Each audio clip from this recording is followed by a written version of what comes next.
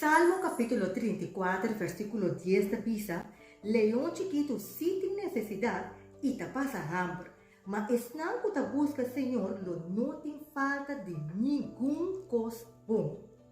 Hope tá lesa o versículo aqui, antonanta forwaku sempre de na vida cosmes terbai na bom. Dus eigenlijk cosmes terbai maneira nanta forwak que cosmes terbai, basare pelo qual que tá paraski bi. Pero e parte que tá bisa, não tem falta de nenhum coisa bom, essa que tá referi na vontade de Deus tem vida para sua Deus sabe a necessidade. Pero o que acontece de hope biata, que nós tá reclamar e promessa na aqui, nós tá querer firme dentro, pero ora que coisa não vai maneira nós que, nós tá querer desapontar e nós tá querer com medo de confiar cegamente na palavra de Deus.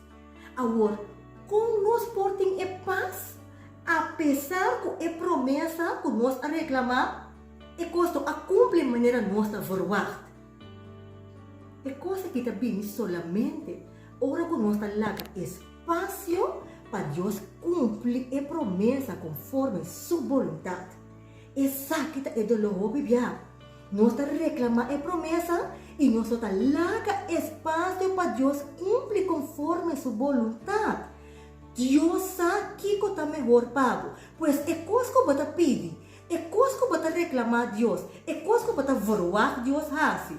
Se ele não vai conforme a boa vontade, você tem que estar tranquilo, mas Deus sabe melhor.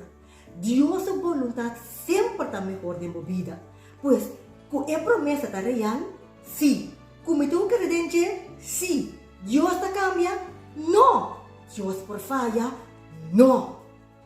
Pois, quer ter a promessa, com o espaço para que Deus cumpre conforme sua vontade, e logo mira que logo tem uma vida de gozo e paz, apesar de que situação que está dentro, mas é promessa de Deus tem para cumprir. Tem vida para sobrepoder demasiado bendicionar para botar desapontar e botar demasiado vitorioso em Cristo para botar quebrar na filigrana. Essa que está diz para você.